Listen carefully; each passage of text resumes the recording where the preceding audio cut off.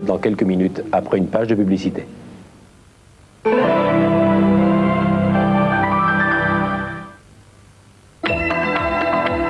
Une nouvelle sensation allait m'envahir. La fraîcheur absolue du nouveau déodorant Fa. La sensation de vivre à tout moment une fraîcheur que je n'avais encore jamais ressentie.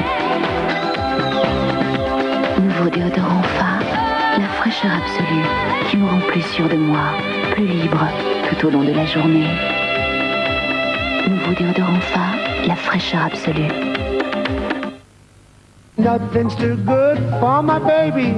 Le papier toilette Lotus est très doux, si épais que personne ne lui résiste. Lotus, une douceur à toute épreuve.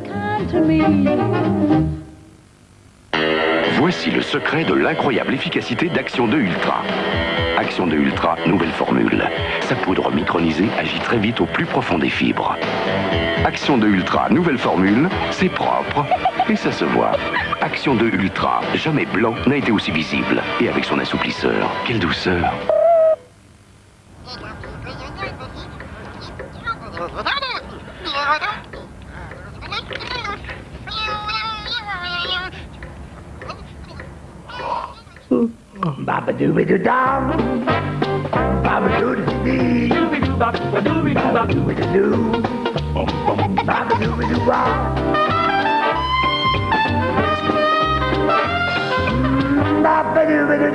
Vitel apporte des minéraux essentiels aux fonctions vitales du corps.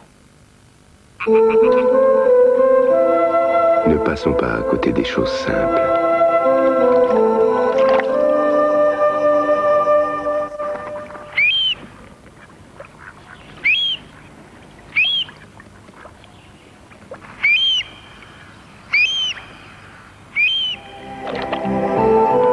Quelques lardons Herta et soudain votre salade a plus de goût.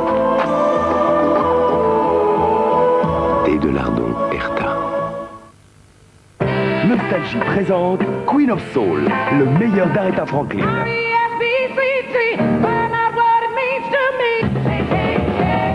Retrouvez les plus grands succès d'Aretha Franklin, la reine de la soul music.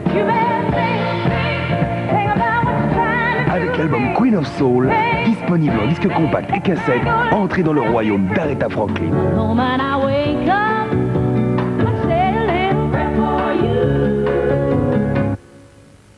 Voici comment Flymo transforme les petites contraintes en grand plaisir. Tondre parfaitement, c'est long, c'est difficile. Alors pour vous changer la vie, Flymo a mis la tondeuse sur un coussin d'air. Le résultat est simple, pas un brin d'air plus haut que l'autre. Déjà ? On ne repasse pas derrière une Flymo. Ce n'est sûrement pas ainsi que vous avez choisi le café que vous buvez chaque jour. Pourtant, choisir, c'est comparer. Aujourd'hui, Maison du Café vous demande de comparer votre café habituel à notre nouveau café, l'Or. L'Or est sans doute le meilleur café du monde. Et quand on vous fait une promesse aussi facile à vérifier, on ne peut pas vous mentir. L'Or de Maison du Café. Petit Louis, si dans la vie il y a des poches, c'est pour l'emporter. Petit Louis, la petite coque fromagère. Si fraîche, si fondante.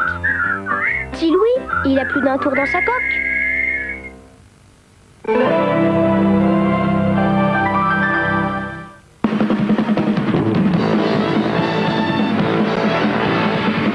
Je vous rappelle que ce Music Star exceptionnel est consacré ce soir à Dalida. Nous sommes à Montmartre où elle a vécu et nous écoutons les témoignages de tous ses amis qui vivent toujours à côté de cette maison qu'elle habita pendant près de 15 ans.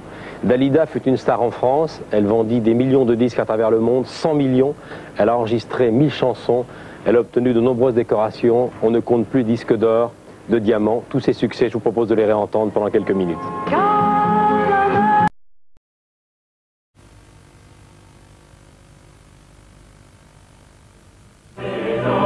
Mercredi, 20h20 sur TF1, soirée spéciale Coupe d'Europe des clubs champions. 20h30, FC Bruges Olympique de Marseille. Pour gagner son billet pour la finale, l'OM doit triompher à l'Olympia Stadium. Dans le temple du FC Bruges, les Marseillais sont condamnés à l'exploit. 22h20, Milan AC PSV Eindhoven. Premier prétendant au titre, Milan poursuit sa route vers Munich. Et les meilleurs moments des deux autres matchs, Glasgow-Moscou et Porto-Göteborg. Soirée spéciale Coupe d'Europe des clubs champions. FC Bruges, Olympique de Marseille, mercredi 20h20 en direct sur TF1.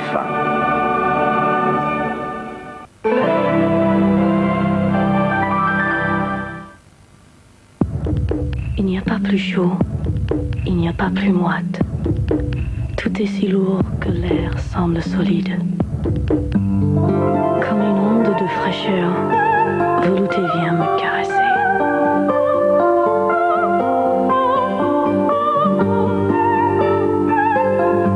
Glisser le long de mon corps et m'envelopper.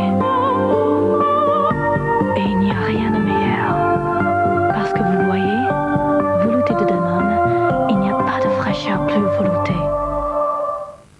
Skyrock présente Midnight Oil.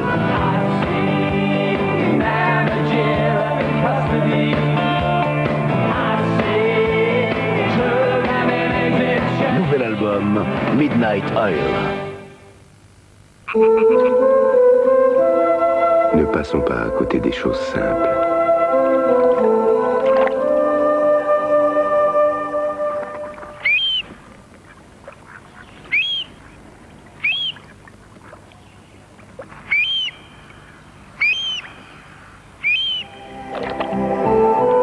Quelques lardons Herta et soudain votre salade a plus de goût.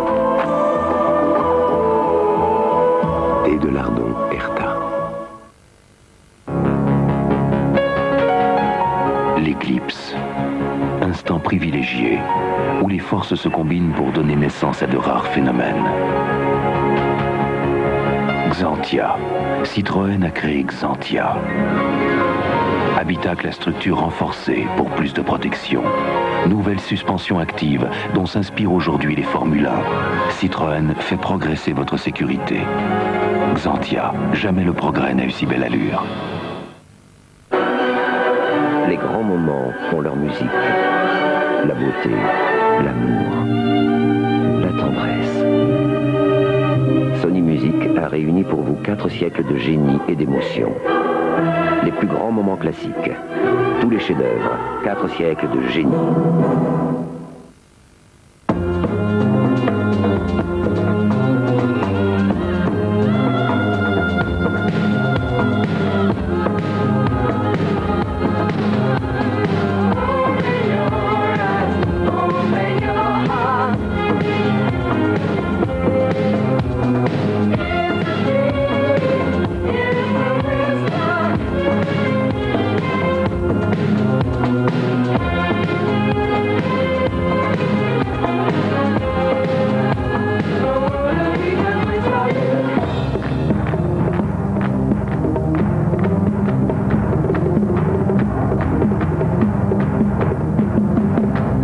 L'éblouissement des sens.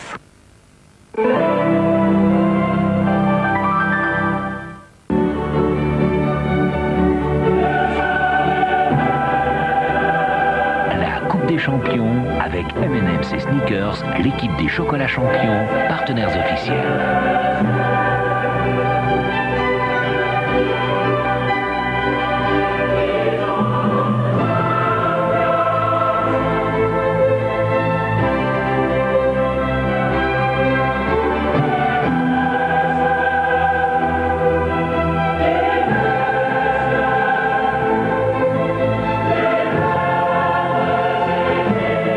Mesdames, Mesdemoiselles, Messieurs, bonsoir. Place à la Coupe d'Europe, place au football et Jean-Michel aux clubs français qui sont peut-être en passe d'écrire l'une des plus belles pages de l'histoire de notre football. Oui, 3 clubs en demi-finale, ça ne s'était jamais vu, mais 3 clubs en situation difficile, il faudra, quoi qu'il arrive, gagner pour espérer disputer une finale, soit celle de l'UEFA pour Auxerre et le Paris Saint-Germain, soit celle des champions pour l'Olympique de Marseille.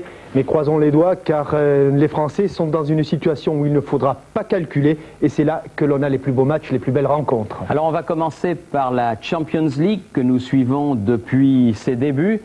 L'équipe de l'Olympique de Marseille disputera, on l'a dit, un match capital à Bruges contre le champion de Belgique en titre. Il faut absolument gagner, comme vient de le dire Jean-Michel. Hugo Bros et ses Brugeois attendent l'Olympique de Marseille de pied ferme. C'est en effet au match aller que tout s'était noué.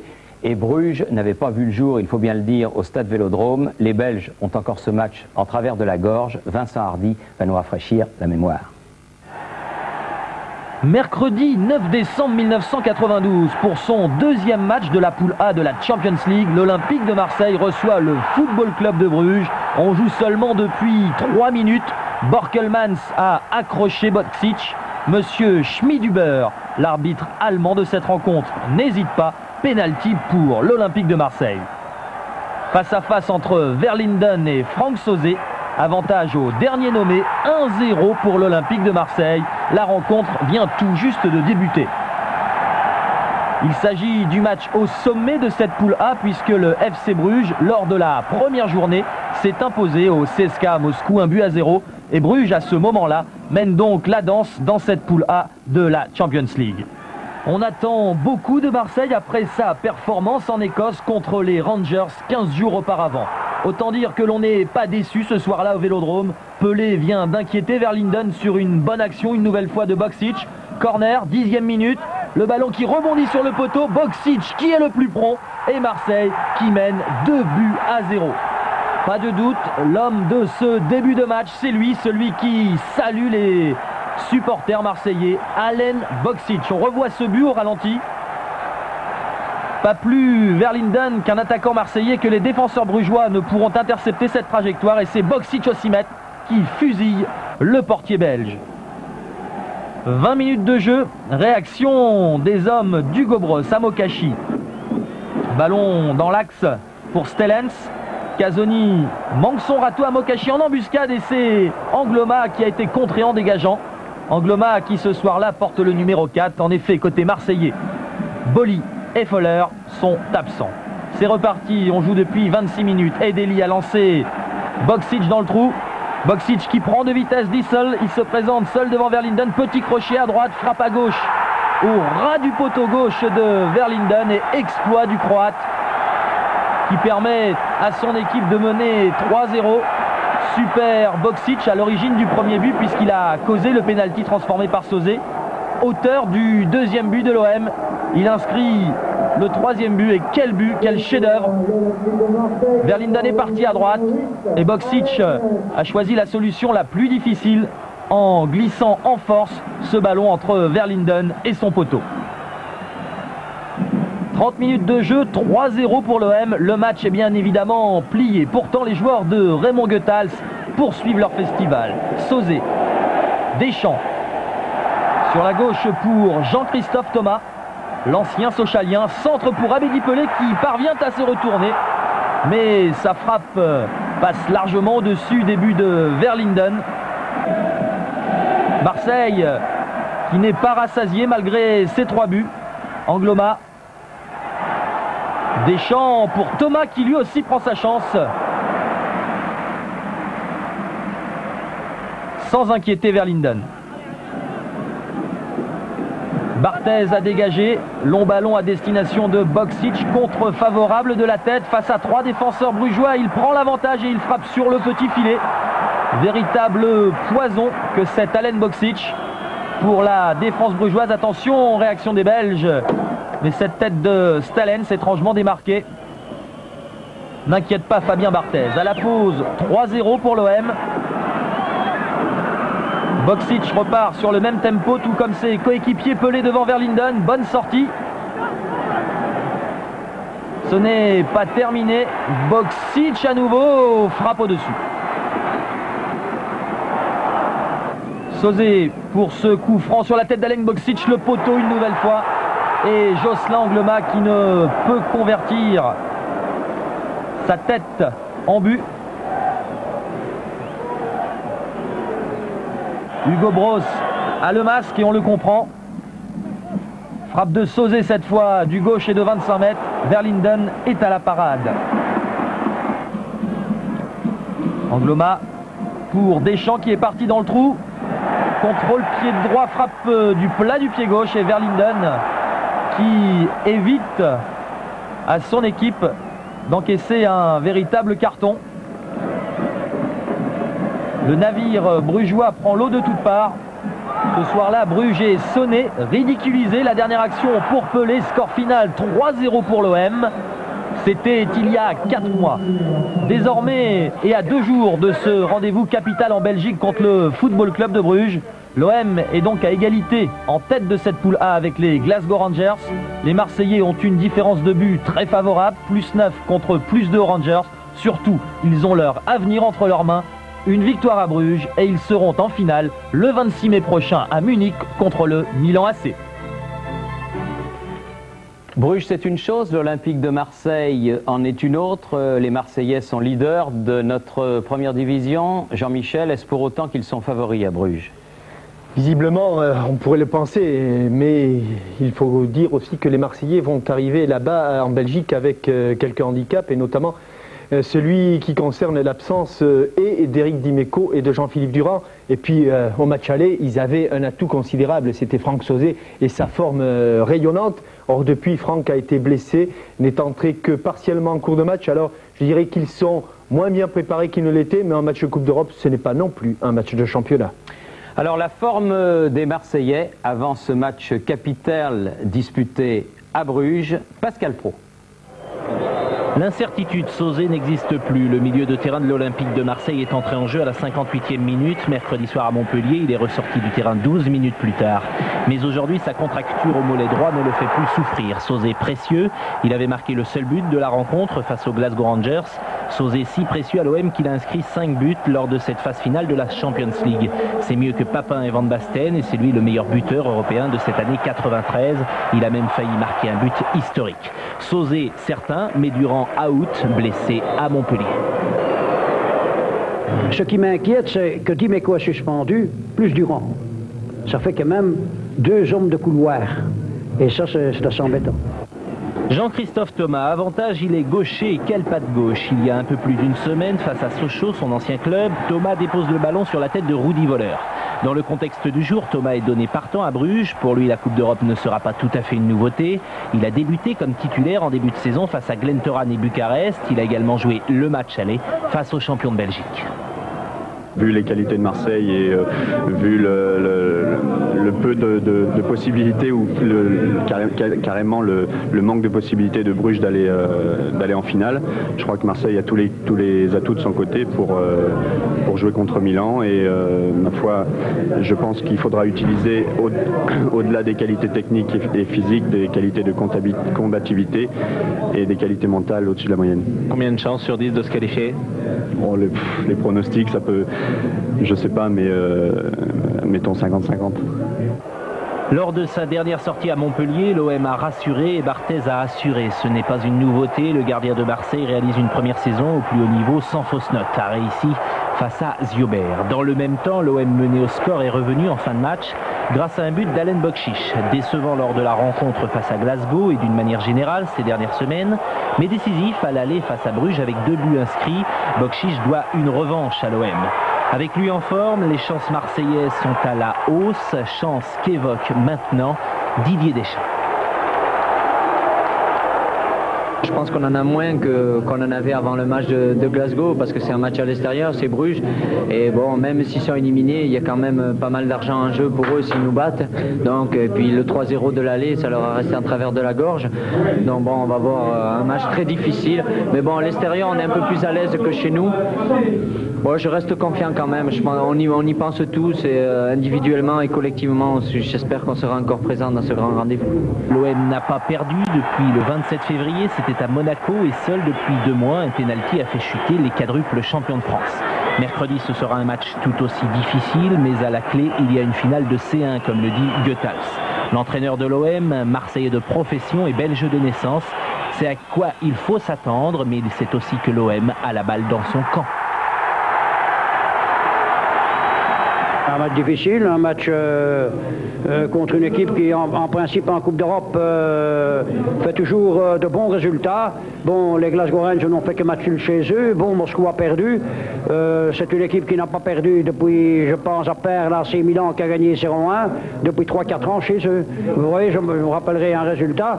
Ils ont joué contre le Borussia Dortmund, ils ont perdu 3-0 à Dortmund, ils ont gagné 5-0 à Bruges. Hein. À combien vous estimez de chances de passer? Ah ben, faut pas estimer ses chances. Il faut se mettre en finale. Il reste donc 90 minutes à Marseille pour retrouver le Milan AC à Munich en finale avec ou sans Jean-Pierre Paton. Le dernier match de l'équipe de Bruges n'a pas été trop encourageant, c'est le moins que l'on puisse dire, Jean-Michel, puisque le derby s'est mal passé. Oui, pas trop encourageant pour le FC Bruges, oui, plutôt encourageant pour l'Olympique de Marseille, effectivement. Et puis, il y a quand même une certaine ressemblance, puisqu'avant le match aller, il y avait également eu le derby, et ça s'était passé déjà à l'avantage du Cercle de Bruges, qui est l'un des petits clubs du championnat de Belgique, et le FC Bruges a été trahi un petit peu par son équipe, surtout par son gardien de but Verlinden qui avait mis les moufles samedi. Et puis il faut quand même se rappeler pour le FC Bruges, et nos téléspectateurs l'ont vu, ce match qu'ils ont fait à Glasgow, où ils ont été battus, mais ils avaient fait un match fantastique, notamment leur attaquant vedette, le noir Amokachi. Bien, alors nous allons donc là encore nous rafraîchir la mémoire, revenir quelques jours en arrière en compagnie d'Hervé Matou, et voir comment s'était passé ce derby entre les deux clubs brugeois, le FC Bruges et le Cercle de Bruges. Hervé Matou. Bruges version paradis, un surnom, la Venise du Nord, considérée à raison comme l'une des plus belles villes d'Europe. Bruges version enfer, un nom, l'Olympia Stadium, considéré également à raison comme l'un des stades les plus difficiles du continent. C'est pourtant ici que Marseille devra venir chercher sa qualification. Des Marseillais qui ne doivent surtout pas attendre le moindre cadeau d'un adversaire qui n'a pas oublié la défaite 3-0 du match aller. Ça a été bien lourd pour nous. On a reçu beaucoup de critiques après ce match, pas seulement des supporters, mais aussi de la presse belge et française. Et on veut un petit peu remettre ça dans le match de mercredi prochain. Pour faire plier l'OM, le FC Bruges comptera une nouvelle fois sur sa perle noire, Daniel Amokachi. Avec lui, le danger est constant. Le Nigérien peut à tout moment faire basculer une rencontre. Reste à espérer qu'il soit aussi malheureux contre Marseille qu'il ne le fut vendredi dans le derby face au Cercle Bruges. Sur une première occasion, sa tête est passée au ras du poteau du gardien du Cercle. Quelques minutes plus tard, Amokachi envoie le ballon sur le poteau de ce même gardien. Moins connu mais tout aussi dangereux, le numéro 4, Gert Verheyen. Physique, puissant, doué techniquement, ce joueur polyvalent peut lui aussi faire la différence devant.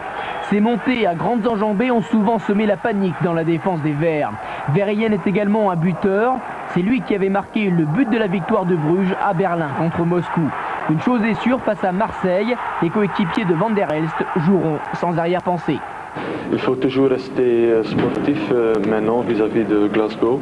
On doit jouer notre rôle et on doit quand même jouer le match comme si on avait encore une chance. Motif d'espoir pour Marseille, la formation brugeoise a tout de même montré pas mal de limites vendredi. Et la malchance n'explique pas tout. Privé de Povy et Verspaille blessés, Bruges a parfois montré de surprenantes carences dans le jeu, avec un gros pourcentage de déchets sur les ballons servis en profondeur. Parmi les faiblesses, peut-être faut-il également comptabiliser le gardien de but, Dani Verlinden. Le moins que l'on puisse dire est qu'il n'a pas été impérial face au Cercle Bruges. Il encaisse certes le premier but sur un superbe coup franc du buteur croate Josip Weber, mais Hugo Bross lui reprochera après la rencontre son placement et son manque de réaction. Que dire du deuxième but? Le tir de Weber n'est pas appuyé, mais Verlinden offre le ballon à Kourman. Sur cette action, le gardien belge fait une faute de main incroyable à ce niveau. Sur le troisième but, sa responsabilité est moins engagée, mais sa sortie dans les pieds de Weber n'est pas décisive. Conséquence de toutes ces erreurs, une défaite surprise face au rival brugeois, pourtant mal classé. Une défaite ennuyeuse pour le FC Bruges qui devra encore lutter dans le championnat belge pour obtenir une place en Coupe de l'UEFA. Une défaite surtout qui aura donné quelques idées à Marseille et à Raymond Goethals. Au milieu de cette émission spéciale avant notre dernière de Coupe d'Europe de la Champions League, une petite page de pub et on se retrouve tout de suite pour la suite. Et la suite, vous le verrez, est importante. A tout de suite. De dunes en montagnes rocailleuses, de canyons en plateaux désertiques, le 12e rallye de Tunisie. 3000 km de piste à travers le grand sud tunisien. Avec Optique 2000, vivez le 12e rallye de Tunisie, Optique 2000. Dans Formule Sport, samedi 1er mai.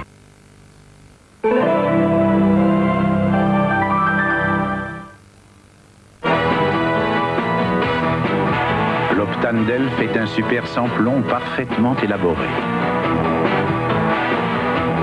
Plus économique avec un plein, vous pouvez même faire 30 km de plus. Ainsi, votre voiture roule plus longtemps.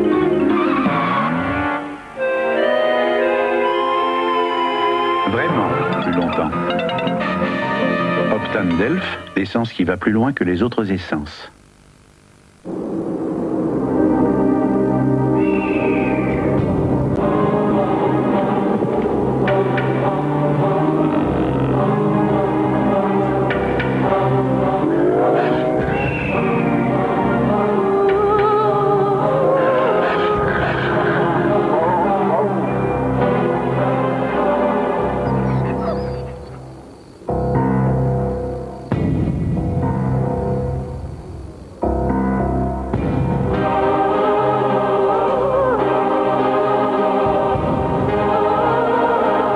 Trouvez juste ce qu'il faut de nature et de minéralité. Eau minérale Valvert, l'eau à l'état sauvage. Philips invente la DCC, un standard mondial, et donne à la cassette la pureté du son numérique. Les lecteurs enregistreurs DCC lisent aussi toutes vos cassettes audio. Philips, c'est déjà demain. Vous êtes un professionnel. 2 mètres cubes 8, c'est un record de volume utile. Vous savez ce que ça signifie. C'est le Ford Courier. Ford, la qualité que vous recherchez. Eric Cantona.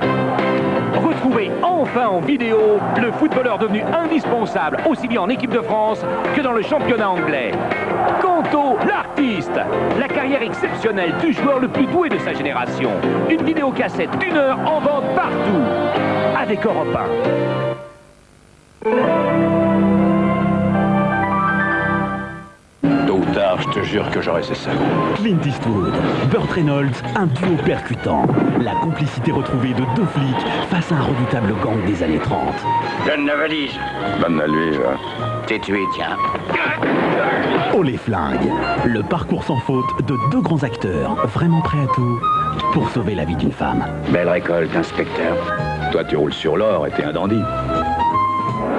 Oh les flingues, avec Clint Eastwood et Burt Reynolds, mardi 22h35 sur TF1. L'adversaire numéro 1, tous les amateurs de foot le savent, de l'Olympique de Marseille dans ce groupe A, eh bien ce sont les Glasgow Rangers. On s'en doutait du reste un petit peu après le 2-2 du match aller entre les Rangers et l'Olympique de Marseille. Les joueurs de Glasgow vont recevoir le CSKA Moscou. A priori, pas de problème pour eux, mais Marianne Macot va nous rappeler quand même comment s'était déroulé le match aller entre ces 2 équipes. Moscou reçoit les Glasgow Rangers sur son terrain, si l'on ose dire, car les matchs des moscovites se disputent en Allemagne en ce début décembre pour éviter la rigueur du climat russe. Tout de suite, Sergeyev menace Goram, s'ensuit une superbe mêlée ouverte qui ne donne rien du tout, et on en restera sur ce cafouillage. Glasgow prend un avantage qui deviendra définitif, le gardien Gouteyev se trouve, Aitley n'en profite pas, mais derrière apparaît Ferguson, et son tir contré parvient en lucarne, 1-0 pour Glasgow. Un but très chanceux, mais la joie du buteur est la même. Au ralenti, on comprend mieux à quel point le tir est dévié.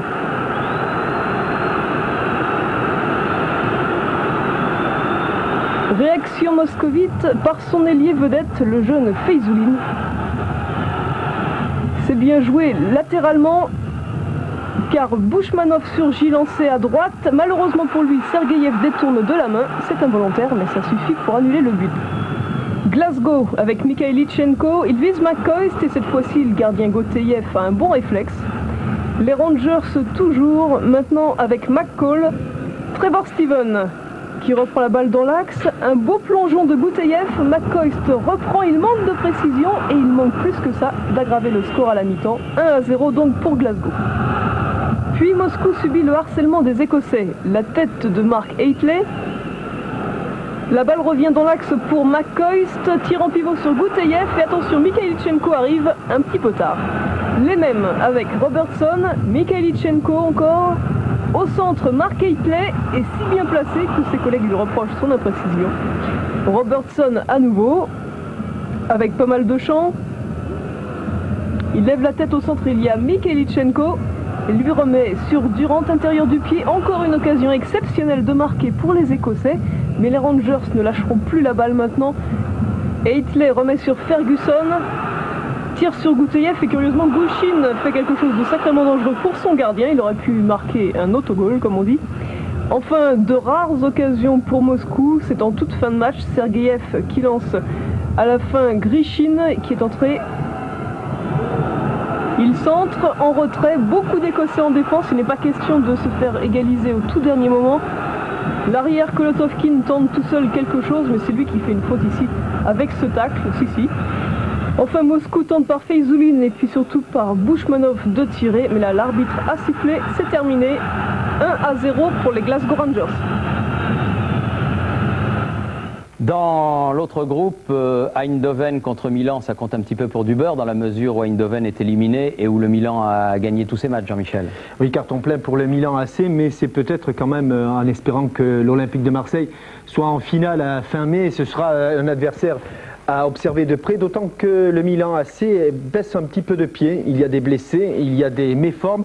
Alors on va quand même se rappeler ce qui s'était passé au Stadium Philips à Eindhoven. C'était donc le match aller où Milan et ses Hollandais, notamment Van Basten et Rijkaard, s'étaient illustrés puisque l'on retrouve Marco Van Basten, un centre pour la tête de Rijkaard et c'est l'ouverture du score pour le Milan AC qui débutait là victorieusement sa Champions League. Les Milanais vont même mener 2-0 avec un ballon qui passe entre les jambes de Van Breukelen. Et puis l'un des plus beaux matchs et l'un des plus beaux buts de cette Champions League avec ce numéro de jonglage du Brésilien Romario, 2-1. Le Milan AC était sur une voie royale qui lui a donc rapporté 10 points en 5 matchs. Göteborg, surprenant, étonnant, remarquable Göteborg, 6 points. Porto et Eindhoven ont dit depuis longtemps au revoir, même adieu, à la finale de la Coupe d'Europe des clubs champions. Alors pour cette deuxième édition de la Champions League, tout le monde espère une finale le 26 mai au Stade Olympique de Munich entre l'Olympique de Marseille et le Milan AC. Mais pour cela, il faut que l'Olympique de Marseille rejoigne le Milan AC au niveau de la finale. Souvenez-vous, ils s'étaient déjà rencontrés. C'était la Coupe d'Europe des clubs champions. C'était il y a 2 ans. C'était en quart de finale. Christian Jean-Pierre va là encore nous rafraîchir la mémoire. Jean-Pierre Papin a le masque, l'heure de vérité a sonné pour l'OM. Les Marseillais sont-ils capables de tenir dans l'enfer de San Siro face à la meilleure équipe du monde? Un quart d'heure de jeu seulement, pressing du Milan AC. Mésentente, Moser-Casoni qui profite à Ruud Gullit que l'on pensait en petite forme. Les grands joueurs ne ratent jamais les grands rendez-vous. 1-0 pour Milan. L'affaire est mal embarquée, on craint le pire pour l'OM qui n'a pas le droit de faire ce genre de cadeau en Coupe d'Europe. Dixit, Raymond Goethals. La suite du match est finalement réconfortante. Marseille semble tenir le choc. Abedi Pelé. Il s'en sort, il est plus rapide et plus vif que Ancelotti. Waddle devant, sur le côté. Papin, but! But de Papin, égalisation, superbe égalisation de Papin. Et au départ, Abedi Pelé. Un partout au match aller, un résultat idéal avant le match retour au stade Vélodrome. Un nul suffit à l'OM pour se qualifier. Début de match équilibré, Germain manque d'un cheveu le cadre. Mais attention, Milan n'a pas dit son dernier mot. Evani est parti côté gauche, un centre pour Gullit au-dessus. Le duel physique entre Gullit et Moser tient toutes ses promesses. En fin de première mi-temps, les Milanais privés de Van Basten se montrent de plus en plus pressants. Rijkaard inquiète Olmeta. 0-0 à la mi-temps, il reste 45 minutes à tenir. En début de seconde période, nouveau frisson dans le stade Vélodrome. Evani pour Agostini, c'est très bien joué. Et bonne sortie de Pascal Olmeta. Raymond Goethals s'est inquiet, mais au fil des minutes, les duels semblent tourner à l'avantage des Marseillais. Bien joué Casoni. Cette fois-ci, il n'a pas manqué le ballon. Il ne faut pas le perdre ce ballon. Voilà qui est bien joué. Rabéti collé. Mais pas beaucoup de Marseillais devant le but de Papin. La volée. La volée. La volée. But de Chris Waddle. Somptueux. Juste dans le coin, à un quart d'heure de la fin du match. Ah, l'exploit. Une reprise de volée superbe dans le petit filet de Sebastiano Rossi. C'est au millimètre que ça a été joué. Ça, c'est un but. 10 minutes plus tard, un projecteur tombe en panne. L'arbitre laisse jouer. Chris Waddle, à moitié sonné à la suite d'un choc avec Maldini, part dans une chevauchée fantastique. Il est à bout, il n'en peut plus. Waddle manque de lucidité. Il termine d'ailleurs le match dans le cirage. Une fin de rencontre rocambolesque. Après un quart d'heure d'interruption, M. Carlson ordonne la reprise du jeu. Les Milanais refusent. Le score en restera là. Marseille vient d'éliminer la meilleure équipe du monde. Il n'y a pas que la Coupe d'Europe des Champions, la Champions League ce soir. Il faut nous préoccuper aussi de la Coupe de l'UEFA, Jean-Michel. Et la Auxerre est dans une situation difficile, mais ils ont déjà retourné tellement de situations difficiles au stade de la Baie des Champs qu'on se prend à croire à un exploit, une large victoire sur le Borussia. Oui, au stade de la Baie des Champs ou même à l'extérieur, parce que les Auxerrois ont cette particularité d'être presque aussi bons à l'extérieur qu'à domicile. Mais là, évidemment, le challenge est redoutable, difficile à relever, 2-0. Et c'est surtout la manière, parce qu'ils n'ont pas, comme on dit, vu le jour là-bas à Dortmund. Ce fut très, très difficile. Alors, Dortmund est soi-disant handicapé. On a encore appris la blessure de Reuter ces derniers temps. Poulsen était absent, Sammer n'est pas qualifié pour la Coupe d'Europe, mais cette équipe de Dortmund reste une redoutable machine de football. Oui, une machine de football bien classée dans la Bundesliga, c'est déjà une référence. Christian Jean-Pierre va nous rappeler le dernier match de l'AJ Auxerre et puis aussi la dernière mission d'espionnage de Giroud et des siens. C'était en Allemagne, c'était cette dernière semaine. Christian Jean-Pierre, c'est à vous. Le dernier match de préparation de l'AJ Auxerre avant la demi-finale de Coupe d'Europe s'est plutôt bien déroulé. À Metz la semaine passée, la défense a tenu le choc. Mention très bien à Charbonnier, le remplaçant de Martini, qui réalise ici une excellente parade face à Séché. Réaction bourguignonne dans les minutes qui suivent. Cocard alerte Corentin Martins. Un centre repris du gauche par Lasland. Superbe arrêt réflexe de Flukinger. Metz aurait pu ouvrir le score à la suite de cette attaque signée Pascal Pierre.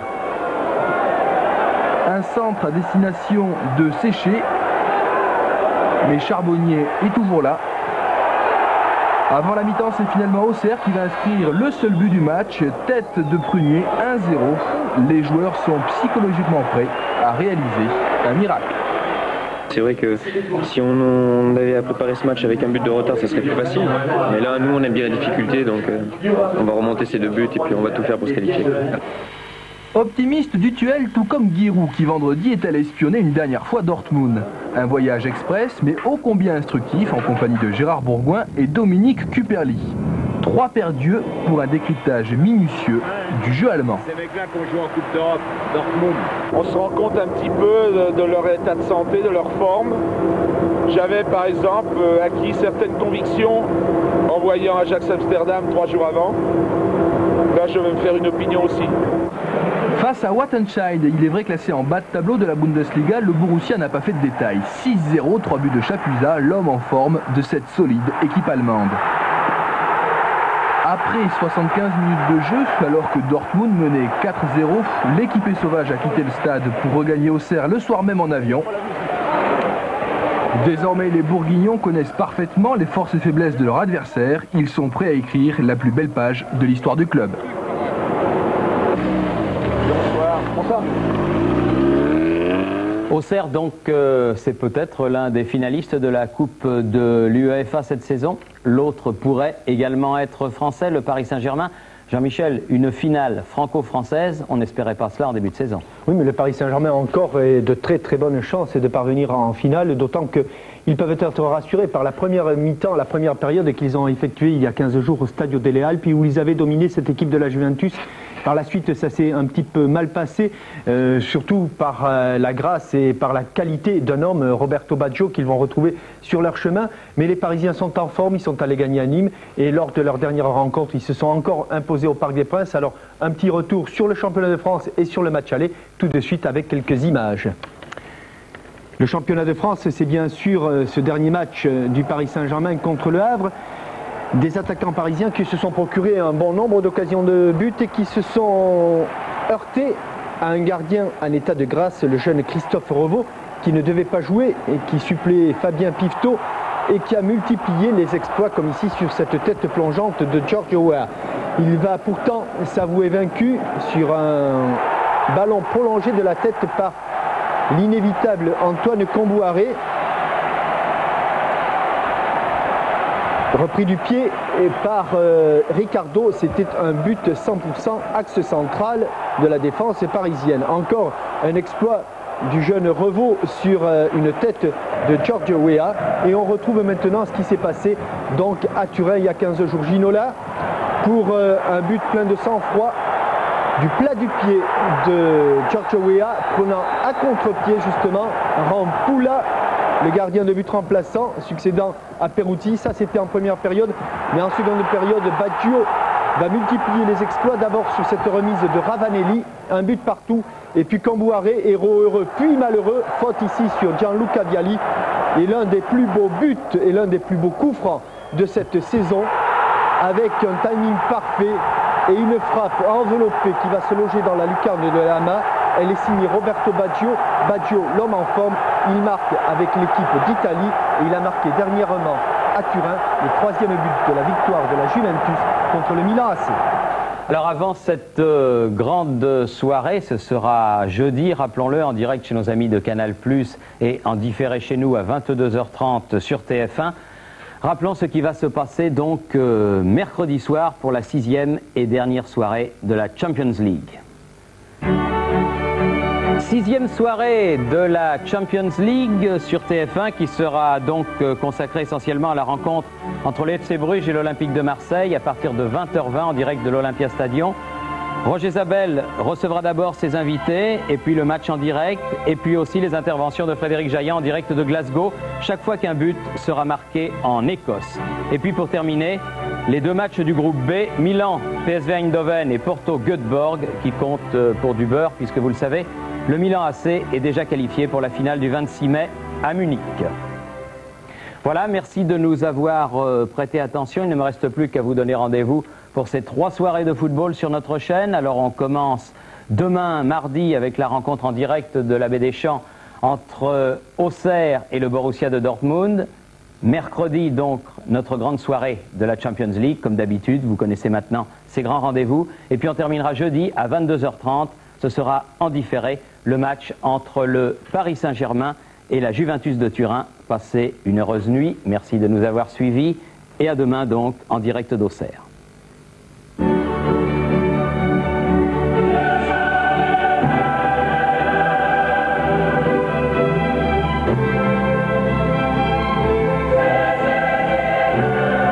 C'était la Coupe des Champions avec M&M's Sneakers, l'équipe des chocolats champions, partenaires officiels.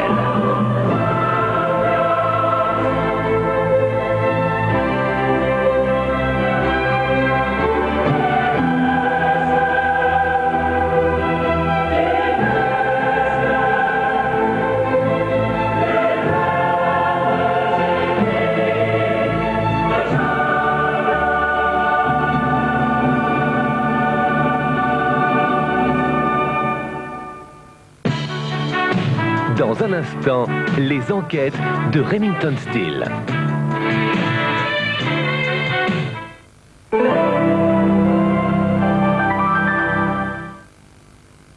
Que Que veut dire votre nom de famille? Découvrez sur Minitel sa signification, ses origines et ses racines sur 3617 code Family.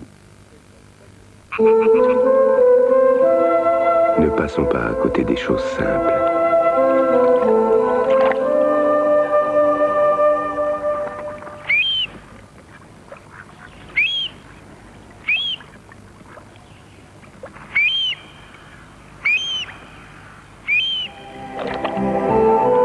Quelques lardons Herta et soudain votre salade a plus de goût.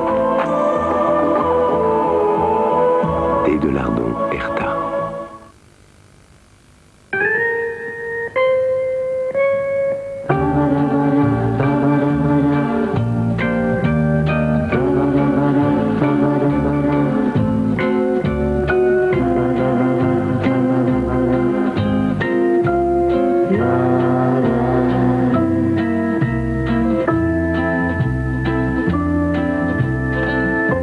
Peugeot 306, la rivale.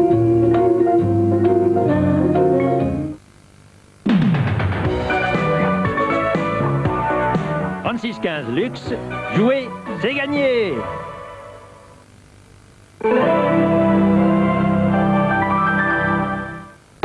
Jeudi, 22h30 sur TF1, Paris Saint-Germain, Juventus de Turin.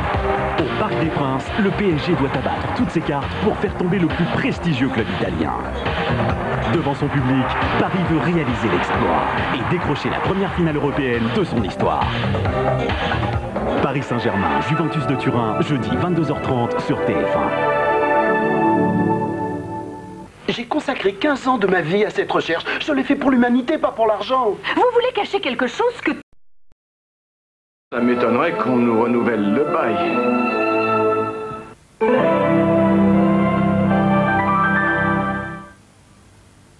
Il y a du cadeau dans l'air. Télé, scooter, platine laser. Pour gagner, t'as qu'à taper Lucky. Vite, Lucky offre ce cadeau aux 50 premiers connectés.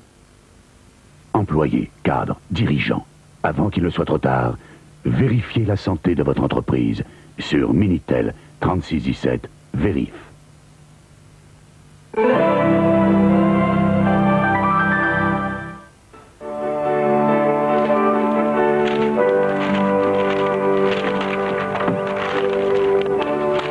Oh, ça a l'air d'aller mieux. Ça a désenflé, on dit.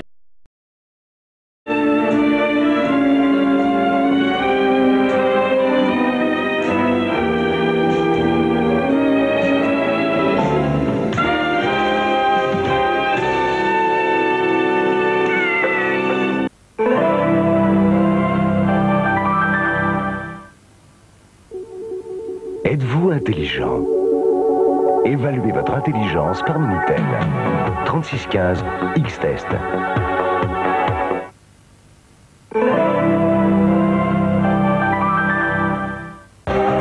Demi-finale de Coupe d'Europe. En direct sur TF1, AG Auxerre, Borussia Dortmund. Au stade de l'Abbé Deschamps, Auxerre doit livrer son plus grand combat pour gagner sa place en finale. Marquer 3 buts sans en encaisser un seul, c'est le prix de la qualification. AG Auxerre, Borussia Dortmund, mardi 20h40, en direct sur TF1.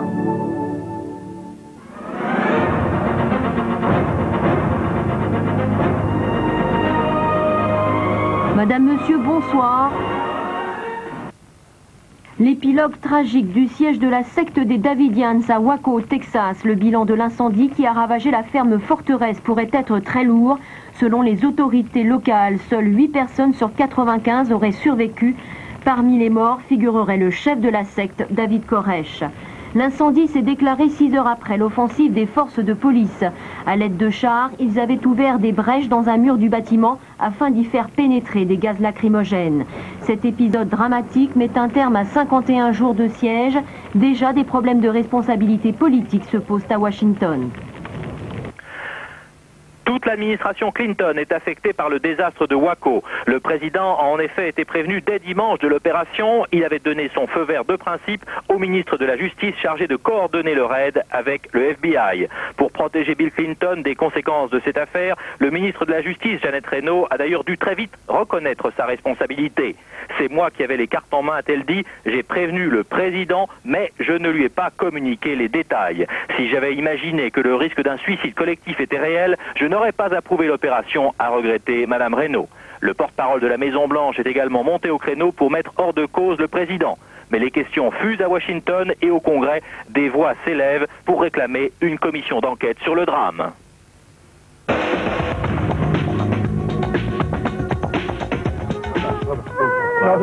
Femmes et enfants, vieillards et victimes des Serbes, aujourd'hui 500 ont pu être évacués par les casques bleus vers la ville de Tuzla. Il s'agit maintenant de superviser la reddition de Srebrenica, car d'ici 3 jours, les musulmans doivent remettre leurs armes à la force ONU.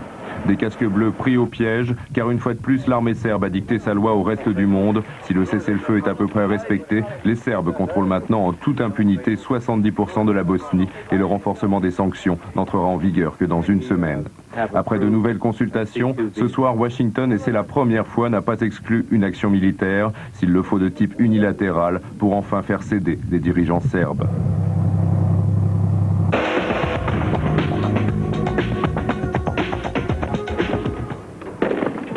Nouvelle violence en Afrique du Sud, les obsèques du leader de l'ANC, Chris Hani, ont donné lieu à des manifestations qui ont tourné au drame. Bilan, au moins 7 morts. Pendant ce temps, le recueillement dans un stade proche de Soweto, plus de 80 000 Noirs rendaient un dernier hommage à leur leader abattu par un blanc il y a 9 jours. L'ANC appelle à une grève générale de 6 semaines afin d'obtenir une date pour les élections multiraciales. Résultat des référendums en Italie, une participation massive et une large victoire du oui pour un changement radical de la vie politique. Plus de 80% des votes favorables pour 8 des 6 questions, la plus importante concernant l'abandon du scrutin proportionnel qui avait permis trop d'abus. On ne veut plus entendre parler de pots de vin et de corruption. On ne pouvait pas continuer à gouverner comme ça, à vivre comme ça. Yitzhak Rabin à Varsovie, à l'emplacement même de l'ancien ghetto, symbole de l'espoir de réconciliation, 50 ans après l'Holocauste. C'est le premier chef de gouvernement israélien à se rendre en Pologne, en mémoire de l'insurrection du 19 avril 1943, où des centaines de jeunes du ghetto s'étaient alors rebellés contre les nazis. Pas de pitié pour l'un des 7 motards interpellés en état d'ébriété au Mans le week-end dernier, 6 mois de prison ferme. 2 taux directeurs revus à la baisse par la Banque de France, les regards se tournent vers la Bundesbank, 2 jours avant la visite d'Édouard Balladur en Allemagne. L'ouverture du tunnel sous la Manche, une nouvelle fois retardée, la raison, une complication de l'équipement des tunnels. Jean-Pierre Chevènement a finalement quitté le Parti Socialiste. Il est trop tard selon lui pour réhabiliter une maison en ruine. Justice avec l'ouverture du procès des irradiés de Forbach, le premier à mettre en cause le nucléaire civil en France. Il avait 29 ans, l'écrivain belge Pascal Deduve est décédé à Paris des suites du sida. C'est demain que l'on connaîtra la hauteur exacte de l'Everest, résultat d'une expédition menée l'année dernière par l'alpiniste français Benoît Chamou.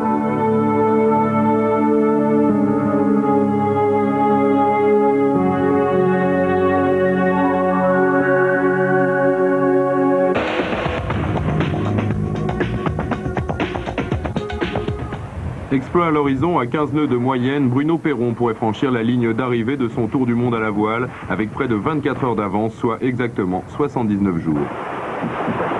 Depuis le temps qu'on parcourt un petit peu les océans, à chaque fois qu'on en traverse une fois de plus, on a gagné quelque chose, on a appris quelque chose. Alors t'imagines bien que quand on fait le tour de la planète sur un bateau aussi exceptionnel que celui-ci, c'est absolument sans limite.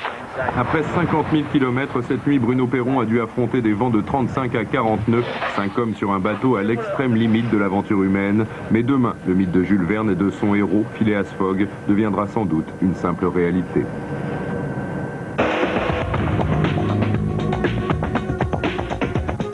Les Français plutôt efficaces au premier tour du tournoi de Monte-Carlo. Si Arnaud Beuch a déjà perdu, Guy Forget s'est tranquillement qualifié face au Croate Perpic, tout comme Henri Lecomte qui s'est débarrassé du Suisse Jacob Lasek. Au prochain tour, Lecomte se mesurera au Suédois Edberg.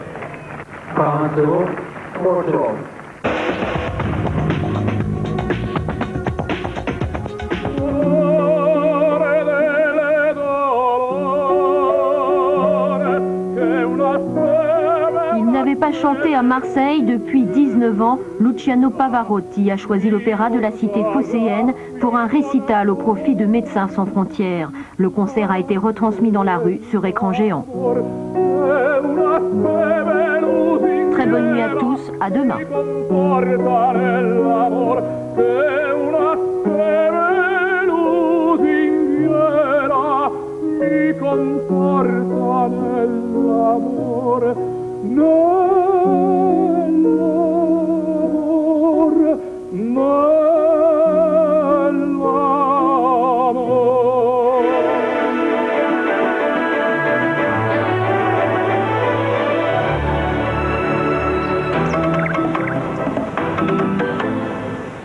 Madame, monsieur, bonsoir. Vous avez eu chaud aujourd'hui, surtout au sud de la Loire. Eh bien, vous aurez encore plus chaud demain, partout d'ailleurs. Seulement sur les régions de l'ouest, on risque fort, entre le matin et l'après-midi, de troquer les parasols pour des parapluies. Regardez, explication grâce à l'animation du satellite. Alors aujourd'hui, beau temps, ça on ne peut pas le nier, surtout, je vous le disais, au sud de la Loire, avec un anticyclone superbe, installé là, centré sur la Méditerranée. Vous avez tout de même eu des passages nuageux cet après-midi sur le sud-est. Et voici cette perturbation qui nous arrive. Alors comme on a pas mal d'air qui nous arrive du sud, c'est de l'air chaud, donc de l'instabilité. Donc demain, cette perturbation va nous arriver sous forme orageuse sur certaines régions, notamment sur le sud-ouest et la Bretagne. La Bretagne où le temps devrait être couvert dans l'après-midi.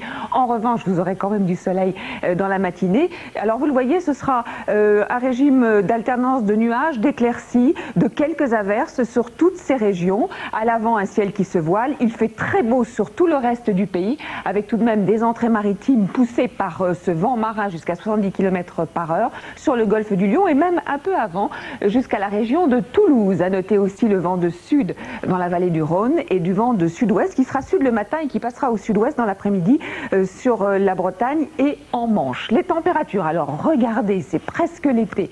De 16 degrés à Brest ainsi qu'à Cherbourg jusqu'à 26 degrés à Biarritz. Ce Météo France nous dit qu'il devrait en faire 27 demain à Dax, 21 dans la capitale, 20 sur toutes les régions du nord-est, 22 dans le centre, 24 à Bordeaux. Qui dit mieux? C'est presque autour de la Méditerranée d'ailleurs qu'il fera le plus frais. Je vous souhaite en tout